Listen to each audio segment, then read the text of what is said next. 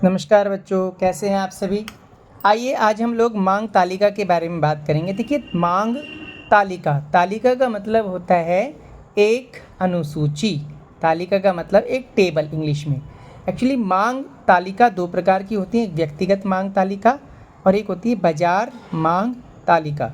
देखिए, व्यक्तिगत मांग तालिका का मतलब क्या होता है आप समझिए।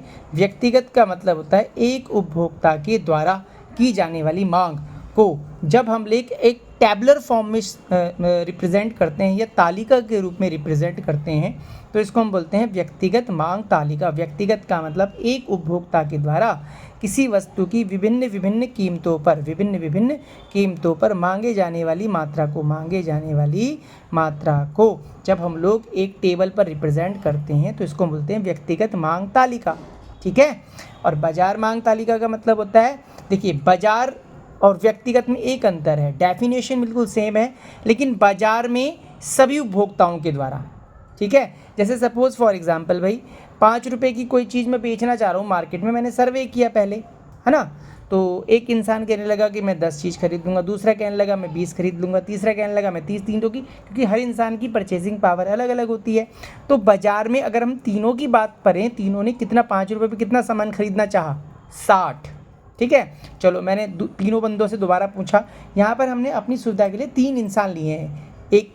ठीक है। मैंने कहा 4 रुपये पे, तो कहने लगा 20 क्योंकि प्राइस कम हुए हैं। पहले जिसने 20 कहा था उसने 30 कहा, जिसने 30 कहा था उसने 40। तो अब 4 रुपये पे कितनी है, 90। तो बाजार मांग तालिका का मतलब होता है बाजार में सभी उपभोक्ताओं के द्वारा किसी वस्तु की विभिन्न विभिन्न कीमतों पर खरीदी जाने वाली जो कुल मात्रा है, खरीदी जाने वाली जो संभावनाएं हैं, जब उसको हम लोग एक टैबुलर फॉर्म में रिप्रेजेंट करते हैं तो होती है बाजार मांग तालिका। ठीक है। ठीक। अब देखो, जैसे मांग तालिका 2 तरह की होती है उसी तरह मांग वक्र या ग्राफ ये भी 2 तरह के होते हैं। एक होता है व्यक्तिगत मांग वक्र और एक होता है बाजार मांग वक्र। देखो, व्यक्तिगत मांग वक्र क्या होता है, डेफिनेशन बिल्कुल यही है, बिल्कुल सेम डेफिनेशन यही है।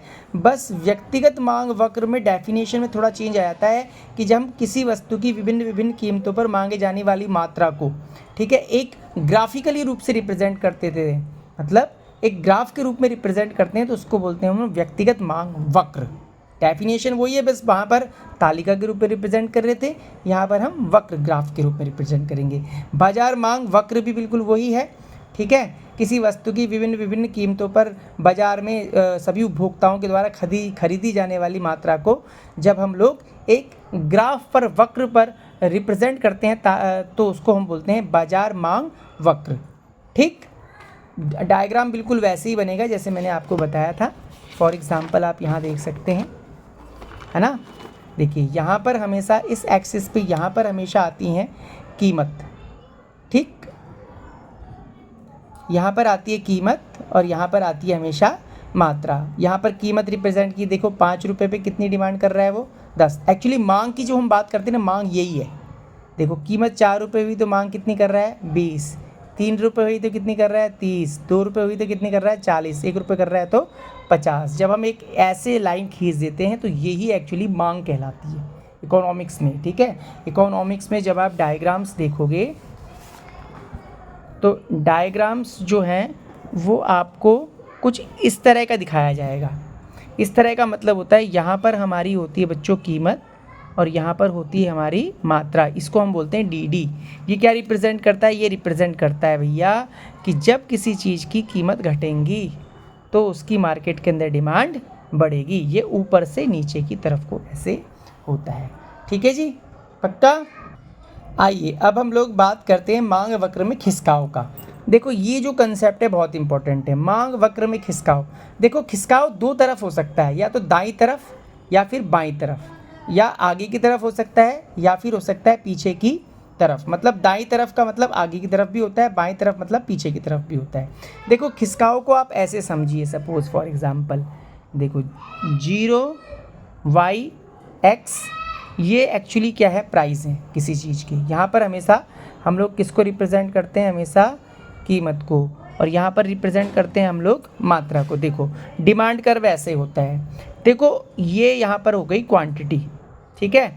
दाईं तरफ का मतलब होता है आगे की तरफ, मतलब कहने का मतलब प्राइस वही है प्राइस जैसे पहले थे, मान के चलो किसी चीज़ के प्राइस पहले 5 थे, वो आज भी 5 हैं, लेकिन पहले उसकी डिमांड 100 होती थी, आज उसकी डिमांड कितनी हो रही है, 200 हो रही है। तो कहने का मतलब क्या होता है कि डिमांड का बढ़ना, मांग का बढ़ना, दाईं तरफ खिसकना।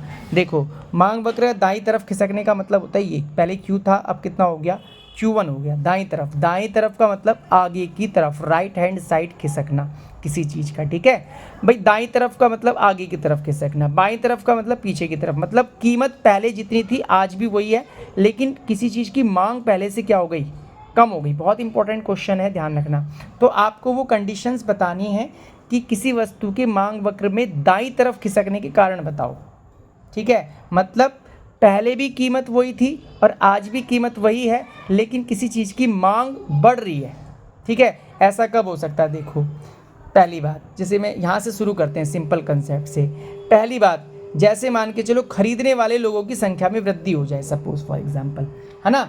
जैसे आपने देखा होगा नवरात्रों के टाइम पर क्या होता है, माता की चुन्नियाँ वगैरह लोग डिमांड क्या करते हैं, ज़्यादा करते हैं। प्राइस मान के चलो सपोज कल भी 10 की थी और आज भी 10 की है, लेकिन आज क्योंकि उसका मतलब समय आ गया, ठीक है, तो लोग उसकी डिमांड क्या कर रहे हैं, ज़्यादा कर रहे हैं। फैशन आ जाए किसी चीज़ का, जैसे सर्दियों के टाइम पर आपने देखा होगा, है ना, गर्म कपड़ों का फैशन आ जाता है ना। बरसात के टाइम पर आपने देखा होगा किसका फैशन आ जाता है, एक तरीके से छाते का फैशन आ जाता है।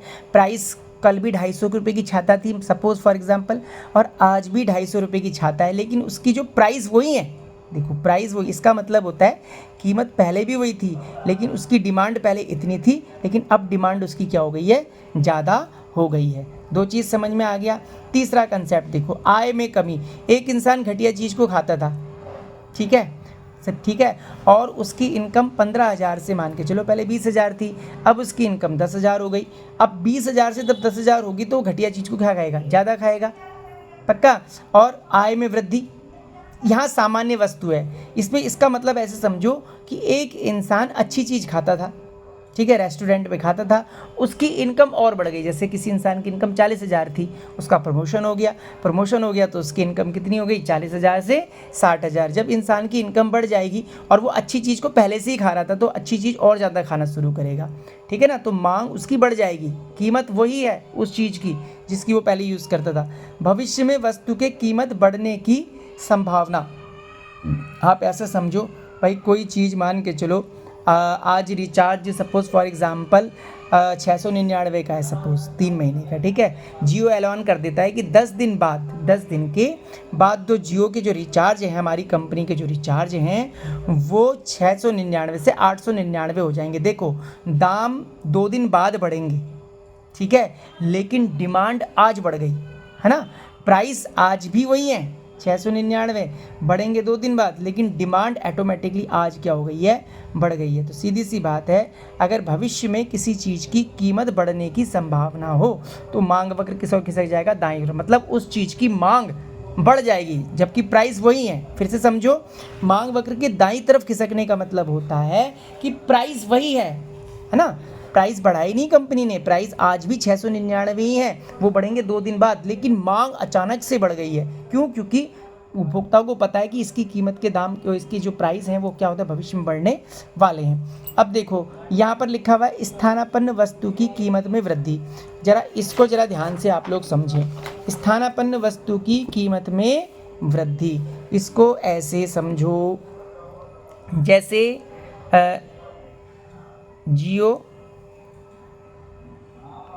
और एयरटेल, ठीक है जी, दोनों के रिचार्ज कितने के प्राइस कितने हैं, 699, ठीक है। इसके भाई खुजली हुई, इसने अपने 299 दाम बढ़ा दिए, ठीक है ना, या 200 रुपये बढ़ा दिए मान के चलो, ठीक है। ये रिचार्ज हो गया 899 का, ये दोनों आपस में एक दूसरे के स्थानापन्न हैं। अब इसके दाम हो गए 899 समझो, और इसके दाम 699 ही है, ठीक है। तो लोग क्या करेंगे, देखो अगर किसी वस्तु के स्थानापन्न, किसी वस्तु के, ये इसकी स्थानापन्न है, ये इसकी स्थानापन्न है, और इसने खुजली हुई, इसने दाम बढ़ा दिए, तो सीधी सी बात है, अब आपको पता है लोग किसकी तरफ मूव करेंगे, एयरटेल की तरफ। तो डिमांड इसकी क्या हो गई, बढ़ गई, है ना। तो यही लिखा है कि स्थानापन्न वस्तु की कीमतों में वृद्धि, अगर कोई चीज़ आपस में एक दूसरे की स्थानापन्न है और उसकी जो है दूसरा बंदा जो है दाम बढ़ा दे, या मान के चलो मैं ट्यूशन पढ़ाता हूँ, मेरी फ़ीस मान के चलो 600 रुपये है, हम दो बंदे हैं ए और बी, दोनों की फ़ीस 600 रुपये है, बच्चा यहाँ भी पढ़ सकते हैं, यहाँ भी दोनों सही अच्छा पढ़ा रहे हैं मान के चलो। दूसरे वाले के खुजली हुई, उसने दाम बढ़ा के कितने कर दिए 700। अब बताओ इससे क्या होगा, मैंने अपने दाम बढ़ाए नहीं, तो भाई सीधी सी बात है बच्चे कहाँ भागेंगे, मेरी तरफ भागेंगे, तो मेरी डिमांड अपने आप बढ़ गई, जबकि मैंने दाम नहीं बढ़ाए। ठीक है पक्का। तो यही चीज़ लिखी है। दूसरा लिखा है पूरक वस्तु की कीमत में कमी, पूरक वस्तु की कीमत में कमी, इसको ऐसे समझो बच्चों, जैसे मान के चलो सिम और मोबाइल ये दोनों एक दूसरे की पूरक हैं। पूरक का मतलब ये एक दूसरे के बिना यूज़ में लाई नहीं जा सकती। सिम वाले ने क्या करा भैया, 699 की सिम थी, इसके खुजली हुई, इसने 200 रुपये दाम बढ़ा दिए। अब क्या हो गया, सिम 699 की जगह 899 की हो गई। अब क्या होगा, अब होगा भैया लोग जो मोबाइल की डिमांड कम करेंगे, क्योंकि रिचार्ज महंगा हो गया। आप कहोगे पापा फ़ोन दिला दो, पापा कहेंगे बेटा महंगाई बहुत हो गई है, मम्मी का फ़ोन चला लो। तो जो आपको फ़ोन मिलने वाला था, या आपके जैसे जितने जो स्टूडेंट्स थे जिनको फ़ोन मिलने वाला था, उनके अरमानों पे पानी फिर जाएगा। तो इसकी मांग क्या होगी, सीधी सी बात है भैया, कम होगी। और मान के चलो जियो ने रिचार्ज कर दिया सस्ता, अब हो गया 499 का। तो क्या होगा भैया, मोबाइल तुम्हारी भी वो मतलब बल्ले बल्ले हो जाएगी। मम्मी पापा से कहोगे पापा अब तो रिचार्ज सस्ता हो गया, अब तो दिला दो फ़ोन, तो आपके पिताजी फ़ोन दिला देंगे। तो हमने कहा मांग बढ़ गई। देखो ये लिखा हुआ है पूरक वस्तु की कीमत में, पूरक वस्तु की कीमत में कमी, ये समझ रहे थे। देखो पूरक वस्तु क्या है, अगर मान के चलो सिम के दाम सस्ते हो गए तो मोबाइल की डिमांड ऑटोमेटिकली क्या हो जाएगी, बढ़ जाएगी। ठीक है ना। तो ये वो कंसेप्ट है। ठीक है। तो आपको पेपर में क्या आएगा, आपको आएगा मांग वक्र के दाईं तरफ खिसकने के कोई 4 कारण बताओ। देखिए फिर से देख लीजिए, मांग वक्र के दाईं तरफ का मतलब आगे की तरफ खिसकने के कोई 4 कारण बताओ। तो आप इसमें से कोई भी 4 कारण जो आपको लगते हैं वो आप लिख सकते हैं। ठीक है। अच्छा, सेम इसी का उल्टा बाईं तरफ वाला कंसेप्ट है। अगर आपसे पूछे मांग वक्र के बाईं तरफ खिसकने के कोई 4 कारण बताइए, तो आप इनका जस्ट उल्टा कर दीजिए, है ना। इनका क्या कर देना है आपको, उल्टा। ठीक है। इनका उल्टा मतलब यहाँ पर लिख दो वृद्धि की जगह कमी लिख दो, पूरक वस्तु कीमत में वृद्धि कमी कर दो। ठीक है पक्का। आइए देखिए, ये जो कंसेप्ट जो मैं आपको पढ़ा रहा हूँ ये बहुत इंपॉर्टेंट कंसेप्ट है। आपको पेपर में आएगा, मांगी गई मात्रा में परिवर्तन और मांग में परिवर्तन में क्या अंतर है। ध्यान रखना, मांगी गई मात्रा में परिवर्तन, थोड़ा सा उल्टा कर ऐसे करके लिखेंगे क्योंकि आ नहीं पा रहा। मांगी गई मात्रा में परिवर्तन और मांग में परिवर्तन में क्या अंतर है। तो ध्यान रखना, मांगी गई मात्रा में परिवर्तन हमेशा कीमत के कारण आता है। किसके कारण आता है, कीमत के कारण। और मांग में परिवर्तन अन्य तत्वों के कारण आता है। ठीक। मांगी गई मात्रा में जो परिवर्तन आता है इसमें संचलन होता है, और मांग में परिवर्तन में क्या होता है, खिसकाव। ठीक। अब देखो सपोज फॉर एग्जांपल, जैसे देखिए इसमें जो मांगी गई मात्रा में परिवर्तन कीमत के कारण आता है, कीमत के कारण संचलन होता है। मांग में परिवर्तन अन्य तत्वों के कारण होता है, इसमें खिसकाव होता है। इसको जरा ध्यान से समझिए। देखिए मांग में विस्तार, विस्तार का मतलब होता है किसी चीज़ का बढ़ना, विस्तार का मतलब होता है किसी चीज़ का बढ़ना। देखो आप देखो, किसी चीज़ के प्राइस पहले कितने थे, 10, कितने थे 10, और प्राइस घट के कितने हो गए 5, तो डिमांड 100 से कितनी हो गई 200। ठीक है। मांग में विस्तार, विस्तार का मतलब बढ़ना, बढ़ना, मांग बढ़ रही है, किसके कारण बढ़ रही है, कीमत के कारण। तो कीमत क्या हुई होगी, कम। ठीक है। जब भैया किसी चीज़ की कीमत घट जाए और उसकी मांग पहले से ज़्यादा बढ़ जाए, 10 रुपये के कोई बंदा 100 समोसे बेच रहा था, प्राइस 5 कर दिए, समोसे बिक रहे। देखिए मांग में विस्तार, आप देखिए इधर, देखिए यहाँ पर देखिए आप, कीमत घट रही है और उसकी मांग बढ़ रही है। इसको ऐसे समझिए, देखिए यहाँ पर हम रिप्रेजेंट करते हैं कभी भी कीमत को। ठीक है। मान के चलो कोई चीज़ 10 रुपये से थी, अब वो पहले 100 बिक रही थी, लेकिन जैसे ही उसकी कीमत कितनी हुई, 5 हुई, तो उसकी डिमांड 100 से बढ़कर कितनी हो गई, 200 हो गई। तो देखो ऊपर से नीचे की तरफ, इसको बोलते हैं संचलन। ठीक है, ऊपर से नीचे की तरफ संचलन है। कीमत घटी तो मांग उसकी बढ़ गई, इसको बोलते हैं हम लोग मांग में विस्तार। मांग में विस्तार, विस्तार का मतलब बढ़ना। किसके कारण बढ़ना? कीमत। कीमत क्या हुई है? घटी है। ठीक है, इसमें देखिए ये लिखा हुआ है आपका मांग में विस्तार। और मांग में संकुचन क्या होता है? संकुचन का मतलब होता है किसी चीज़ का घट जाना। ठीक है ना, देखो घट रही है 200 से 100 घट रहा है। किसके कारण बढ़ रहा है? संकुचन किसके कारण होता है भाई? कीमत के कारण। तो कीमत क्या हुई होगी? घटी होगी। जब किसी चीज़ की कीमत बढ़ी होगी जब किसी चीज़ की कीमत बढ़ जाए। ठीक है, और मांग उस चीज़ की एक्चुअली क्या हो जाए? कम हो जाए। किसी चीज़ की कीमत बढ़ जाए और मांग उसकी क्या हो जाए भाई? कम हो जाए, तो इसको बोलते हैं मांग में संकुचन। संकुचन का मतलब किसी चीज़ का घटना। किसका? कौन घट रहा है? मांग। किसके कारण घट रही है? कीमत के कारण। अब किसी चीज़ की मांग घट रही हो कीमत के कारण, तो कीमत तो भाई सीधी सी बात है बड़ी होगी। ठीक है, तो ये कंसेप्ट है। अब आप इसका डायग्राम देख लीजिए। सपोज जैसे 0y(x). अब देखिए यहाँ पर आप देखिए किसी चीज़ की कीमत बढ़ रही है। देखो हमेशा ना ये जो y(x) होता है ये वाला, और ये आपका होता है x(x). ठीक है, यहाँ पर प्राइस होते हैं, यहाँ पर हमेशा क्वांटिटी होती है। हमेशा याद रखना, चाहे मांग वाला जो भी मांग होगा या इससे अगला जो चैप्टर होगा, यहाँ हमेशा कीमत आएगी, यहाँ हमेशा मात्रा आएगी। मतलब मांग जो होती है वो यही होती है। देखो कीमत बढ़ रहे हैं और मांग कम हो गई, तो कीमत बढ़ने के कारण अगर किसी चीज़ की मांग पहले से कम हो जाती है, उसको बोलते हैं मांग में संकुचन होना। पेपर में या तो इसकी डेफिनेशन पूछेगा या इसकी डेफिनेशन पूछेगा, या इन दोनों के बीच में डिफरेंस पूछ सकता है। आइए अब हम लोग बात करते हैं मांग में वृद्धि। देखिए मांग में वृद्धि का मतलब होता है कि जब किसी चीज़ के प्राइस वही हैं जो पहले थे। मतलब कोई चीज़ पहले भी 5 की थी और अब भी 5 की है, लेकिन पहले उसकी डिमांड 100 हो रही थी, अब उसकी डिमांड 2 हो रही है। सपोज फॉर एग्जांपल देखिए हम लोग बात करते हैं मांग में वृद्धि। मतलब अगर किसी चीज़ की कीमतें वही हैं जो पहले थी, 5 रुपये थी, 5 रुपये कीमत थी पहले भी और आज भी 5 रुपये है, और उसकी मांग पहले 100 थी, अब कितनी हो गई है? 200। ठीक है, मांग बढ़ गई। चॉकलेट डे आपने देखा होगा, चॉकलेट डे आता है इस फरवरी के अंदर, तो कीमत 5 वाली डेयरी मिल्क आती, पहले भी 5 की थी और आज भी 5 की थी, लेकिन उसकी डिमांड 100 से कितनी हो गई? 200 हो गई। इसी को बोलते हैं हम लोग मांग में वृद्धि। देखिए इसके बाद हम लोग बात करते हैं मांग में कमी। देखो मांग में कमी का मतलब क्या होता है? जब किसी चीज़ की कीमतें वही हैं जो पहले थी। कोई चीज़ पहले भी 5 रुपये की थी और अब भी 5 रुपये की है, लेकिन पहले उसकी डिमांड 200 थी, अब डिमांड कितनी हो गई? 100। देखो मांग कम हो रही है। ठीक है, किसके कारण? अन्य तत्वों के कारण। और इसमें क्या हो रहा था? मांग जो थी वो कम हो रही थी। मांग क्या हो रही थी? कम हो रही थी, लेकिन किसके कारण? कीमत के कारण। दोनों में अंतर यही है। अगर मांग में संकुचन और मांग में कमी, संकुचन का मतलब भी कम होना होता है और कमी का मतलब भी कम होना होता है। ठीक है, लेकिन यहाँ पर कीमत के कारण हो रही थी, मतलब कीमत बढ़े और मांग कम हो, तो इसको बोलते हैं मांग में संकुचन होना। देखो यहाँ पर देखो कीमत बढ़ रही है और मांग क्या हो रही है? कम हो रही है। लेकिन यहाँ पर क्या होता है? कीमत वही है जो पहले थी, ठीक है, लेकिन मांग क्या हो रही है? कम हो रही है। इसको ऐसे समझो, देखो डायग्राम में आप लोग समझें। देखो 0y(x), देखो प्राइस मान के चलो कोई चीज़ 10 रुपये की थी। ठीक है, डिमांड कर्व ऐसे बनता है, आपको भी पता है। ठीक, 0।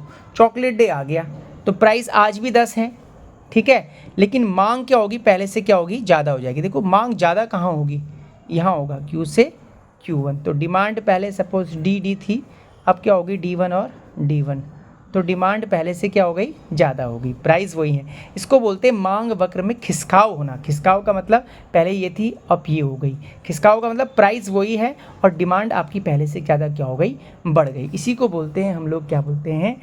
मांग वक्र का दाईं तरफ खिसक जाना। मांग बढ़ गई, देखो 100 से 200 हो गई, प्राइस वही है जो पहले था। ठीक है, और यहाँ पर क्या होता है? देखो बच्चों, यहाँ पर मांग में कमी हो रही है। देखो डायग्राम कहाँ शिफ्ट हो रहा है? किस और शिफ्ट हो रहा है? देखो, है ना, लेफ्ट हैंड साइड। अगर आप इसे देखेंगे तो लेफ्ट हैंड साइड शिफ्ट हो रहा है, और ये हो रहा है आपका राइट हैंड साइड शिफ्ट हो रहा है ना। तो कहने का मतलब ये हो गया मांग में कमी, ये मांग में कमी हो रही है और ये मांग में क्या हो गई आपकी वृद्धि हो गई है। मांग में विस्तार और मांग में वृद्धि में क्या अंतर है, ये कीमत में कमी के कारण आता है। देखो अगर डिफरेंस आता है, मांग में विस्तार कीमत के कारण आता है, मांग में वृद्धि जो होती है वो अन्य तत्वों के कारण आती है। मांग में विस्तार में संचलन होता है, संचलन मतलब ऊपर से नीचे की तरफ को, और मांग में वृद्धि में एक्चुअली खिसकाव होता है। खिसकाव कहाँ होता है, बाएं से दाएं, ठीक है। तीसरा है ये कीमत के कारण होता है, ये अन्य तत्वों के कारण होता है, मांग में वृद्धि अन्य तत्वों के कारण होता है। चौथा आप लिख सकते हो इसकी टेबल बना दो, इसकी टेबल बना दो, ठीक है पक्का। पांचवें में इसका डायग्राम बना दो, इसका डायग्राम बना दो, ठीक है। सेम केस इसके है, मांग में संकुचन और मांग में कमी। मांग में संकुचन कीमत के कारण होता है, मांग में कमी अन्य तत्वों के कारण होती है। मांग में संकुचन में जो एक्चुअली इसमें संचलन होता है, मांग में कमी में जो है खिसकाव होता है। मांग में संकुचन कब होता है, जब किसी चीज़ की कीमत बढ़ जाए और उसकी मांग कम हो जाए, ठीक है, तो उसको मांग में संकुचन बोलते हैं। और जब किसी चीज़ की कीमत वही रहे और मांग पहले से क्या हो जाए, कम, इसको बोलते हैं मांग में कमी। इसका टेबल बनाओ ऐसी, इसकी टेबल बनाओ, इसका डायग्राम बनाओ और इसका डायग्राम बनाओ, इन दोनों में डिफरेंस हो गया, ठीक है। 4 नंबर में। अगर 6 नंबर में क्वेश्चन ये आता है तो आपसे पूछेगा मांगी गई मात्रा में परिवर्तन और मांग में परिवर्तन में क्या अंतर है, ठीक है। तो वो ही बिल्कुल लिखना है, ये कीमत के कारण होता है, ये अन्य तत्वों के कारण होता है, पहला डिफरेंस। दूसरा इसमें संचलन आता है, इसमें खिसकाव आता है, 2 डिफरेंस। तीसरा मांगी गई मात्रा में परिवर्तन जो होता है 2 तरह से हो सकता है, मांग में विस्तार और मांग में संकुचन। इसमें लिखोगे मांग में परिवर्तन जो होता है वो 2 तरह से हो सकता है, मांग में वृद्धि और मांग में कमी। 3 चौथा इसके सीधी सी बात है, चौथे में इसकी वो बनाओ, टेबल बनाओ लाइन डाल के, ऐसे कभी भी डिफरेंस लाइन डाल के करना चाहिए, इसकी वो करो, ठीक है ना। और छठे में इसका डायग्राम बना दो, पांचवें में इन दोनों का डायग्राम, इन दोनों का डायग्राम बना दो, ठीक है ना जी। तो ठीक, अब ये देखो, ठीक है, अब हम लोग यहाँ पर बात करते हैं। आज की क्लास यहीं पर समाप्त होती है। अगली क्लास में हम इसके 3rd पार्ट पे पढ़ेंगे आगे की चीज़ें। बाकी अगर आपको ये लेक्चर अच्छा लगा हो तो इस वीडियो को शेयर, लाइक, सब्सक्राइब कर दीजिए। सभी को जय माता दी, जय श्री राम।